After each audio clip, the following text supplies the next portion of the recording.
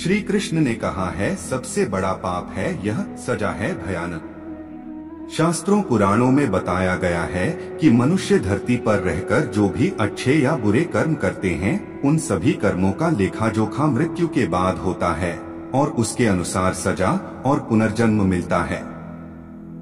ईश्वर की दृष्टि में जो अच्छे कर्म यानी आपके काम होते हैं उसे पुण्य कहा जाता है और जो बुरे कर्म होते हैं उन्हें पाप कहा जाता है।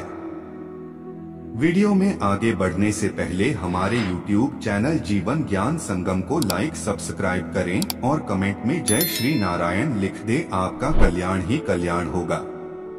पुराणों में कई अच्छे और बुरे कर्मों के बारे में बताया गया है। गरुड़ पुराण और कठोपनिषद में तो यह भी बताया गया है कि मनुष्य को अपने पाप कर्मों के कारण मृत्यु के बाद अलग अलग तरह के पापों के लिए कौन कौन सी अलग सजाएं दी जाती हैं। गरुड़ पुराण में उल्लेख मिलता है कि मनुष्य धरती पर जो कुछ भी पाप करता है उन सभी पापों की अलग अलग सजा बारी बारी से मिलती है। यम के न्याय में किसी भी पाप की सजा से बचा नहीं जा सकता है। कामी व्यक्ति के लिए ऐसी है सजा। गरुड़ पुराण में बताया गया है कि परस्त्री पुरुष संबंध रखने वाले को लोहे के गर्म सलाखों को आलिंगन करवाया जाता है। जो पुरुष अपने गोत्र की स्त्री से संबंध बनाता है उसे नरक की यातना भोग कर लकड़बग्घा अथवा शाही के रूप में जन्म लेना पड़ता है। कुंवारी अथवा अल्पायु कन्या से संबंध बनाने वाले को नरक की घोर यातना सहने के बाद अजगर योनि में आकर जन्म लेना पड़ता है। जो व्यक्ति काम भावना से पीड़ित होकर गुरु की पत्नी का मान भंग करता है, ऐसा व्यक्ति वर्षों तक नरक की यातना सहने के बाद गिरगिट की योनि में जन्म लेता है। मित्र के साथ विश्वासघात करके उसके पत्नी से संबंध बनाने वाले को यमराज गधा की योनि में जन्म देते हैं। लेकिन व्यभिचार और धोखा देने से भी बड़ा एक पाप है जिसकी सजा कठोर है।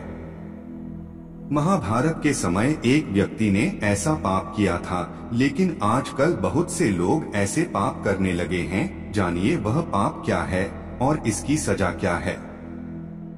कृष्ण की दृष्टि से यह है सबसे बड़ा पाप। भगवान श्री कृष्ण ने दृष्टि में जो सबसे बड़ा पाप है वह है भ्रूण हत्या। महाभारत युद्ध समाप्त होने के बाद जब द्रोणाचार्य के पुत्र अश्वत्थामा ने उत्तरा के गर्भ में पल रहे बालक परीक्षित पर ब्रह्मास्त्र का प्रयोग करके उसकी हत्या कर दी, तब भगवान श्री कृष्ण सबसे अधिक क्रोधित हुए थे। श्री कृष्ण ने उस समय ही यह घोषणा कर दी थी कि अश्वत्थामा का पाप सबसे बड़ा पाप है, क्योंकि उसने एक अजन्मे बालक की हत्या की थी। श्री कृष्ण ने इस पाप की सजा स्वयं अश्वत्थामा को दी थी।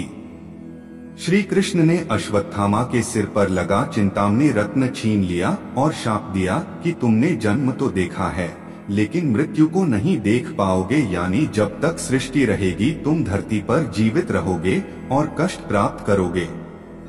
भ्रूण की हत्या करने वाले के लिए सबसे कठोर सजा निर्धारित है और ऐसे व्यक्ति को कई युगों तक इस सजा का दंड भुगतना पड़ता है।